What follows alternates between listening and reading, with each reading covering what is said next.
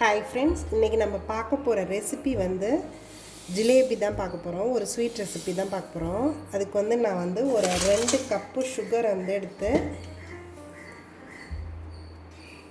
இதை வந்து பாகு காய்ச்சிக்க போகிறேன். இது வந்து நம்மளுக்கு வந்து 1 ஸ்ட்ரிங் கன்சிஸ்டன்சியில் வரணும். இதை ஃபஸ்ட்டு நம்ம வந்து பாகு காய்ச்சிக்கலாம். இதுக்கு வந்து நான் 2 கப் சுகர் எடுத்திருக்கேன். 1/2 கப்பு வந்து தண்ணி சேர்க்க போகிறேன். ஒரு 1/2 கப் வந்து தண்ணி நான் சேர்த்துக்கிறேன். இதை வந்து நம்ம அப்படியே பாகு காய்ச்சிக்கலாம். இப்போ இதை வந்து நம்ம பாகு காய்ச்சத்துக்கு வச்சாச்சு. இது நல்லா கொஞ்சம் கொதித்து இந்த சர்க்கரைலாம் கரையணும். இதில் நான் கொஞ்சமாக குங்குமப்பூ போட்டுக்கிறேன், ஏலக்காய் தூள் போட்டுக்கிறேன். நான் ஒரு 3 ஏலக்காய் பொடி பண்ணி போட்டிருக்கேன் ஸ்மெல்லுக்காக. இது நல்லா சர்க்கரைலாம் கரைஞ்சிருச்சு, கொதிக்க ஆரம்பிச்சிருச்சு. இப்போ வந்து நான் இதில் கொஞ்சமாக லெமன் வந்து சேர்த்துக்கிறேன். கிறிஸ்டலாக ஃபார்ம் ஆகாமல் நல்லா ஒரு லிக்விட் இதில் இருக்கணுங்கிறதுக்காக இது நம்ம சேர்க்குறோம். இப்போ இது நமக்கு ரெடி ஆகிடுச்சு. இது 1 ஸ்ட்ரிங் கன்சிஸ்டன்சியில் இருக்குது. இப்படி பார்த்திங்கன்னா நம்மளுக்கு அந்த ஒரு ஸ்ட்ரிங் வரும், இல்லை அது போதும் நம்மளுக்கு. கரெக்டாக அந்த 1 ஸ்ட்ரிங் கன்சிஸ்டன்சி வந்துடுச்சு. இதை நிறுத்திடலாம். நம்ம இதெல்லாம் கொஞ்சம் வார்மாக இருக்கணும். நம்ம க்ளோஸ் பண்ணி இதை வச்சிடலாம்.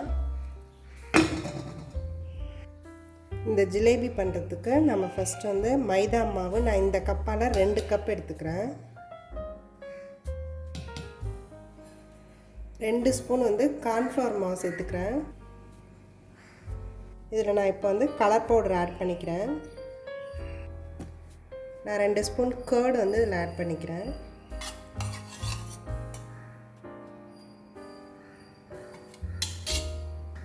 இதில் நம்ம இப்போ வாட்டர் இது பண்ணி கொஞ்சம் கொஞ்சமாக இதை ஆட் பண்ணிக்கலாம். கொஞ்சம் திக் பேட்டராக தான் நம்மளுக்கு வேணும்.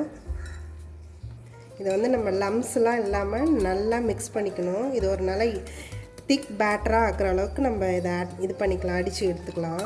இந்த பேட்டர் இப்போ ரெடி ஆகிடுச்சு. இது நல்லா ஃபைனாக நல்லா இதாகிடுச்சு. இதை வந்து நம்ம இப்போ ஜிலேபி பண்ணுறதுக்கு நான் வந்து இந்த இதில் வந்து ஊற்றி எடுத்துக்க போகிறேன். நீங்கள் பிளாஸ்டிக் கவர் இருந்ததுன்னா, பால் கவர் இருந்ததுன்னா அதில் கூட ஊற்றி எடுத்துக்கலாம். நான் வந்து இப்போ இந்த சாஸ் பாட்டிலில் தான் ஊற்றி எடுத்துக்க போகிறேன். ஜிலேபி பண்ணுறதுக்கு நான் வந்து ஆயிலை இந்த மாதிரி ஒரு ஃப்ளாட்டான பேனில் தான் ஊற்றி வச்சுருக்கேன். அதில் ஊற்றினா தான் நம்மளுக்கு கரெக்டாக வரும். இந்த மாதிரி ஒரு ஃப்ளாட் பேனே நம்ம எடுத்துக்கலாம். இது எனக்கு ஆயில் வந்து நல்லா ஹீட் ஆகிடுச்சு. இப்போ வந்து நான் இந்த ஜிலேபியை இதில் பண்ண போகிறேன்.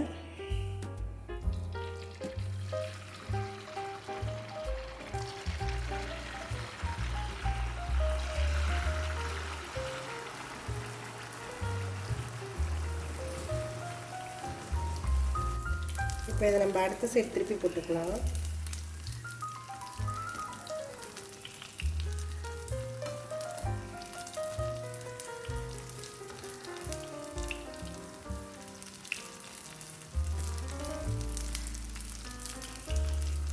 இதை இப்போ எல்லாமே நம்ம எடுத்துடலாம்.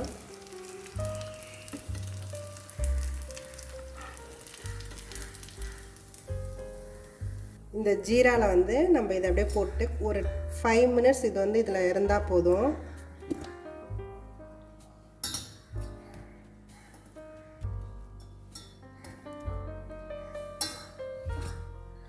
இது ஒரு 5 மினிட்ஸ் ஊறினோன்னு நம்ம இதிலேருந்து எடுத்துடலாம். அதை இந்த ஜிலேபி எல்லாமே ஒரு 5 மினிட்ஸ் ஊறினா போதும். இது எல்லாத்தையுமே நான் இப்போ எடுத்துடுறேன்.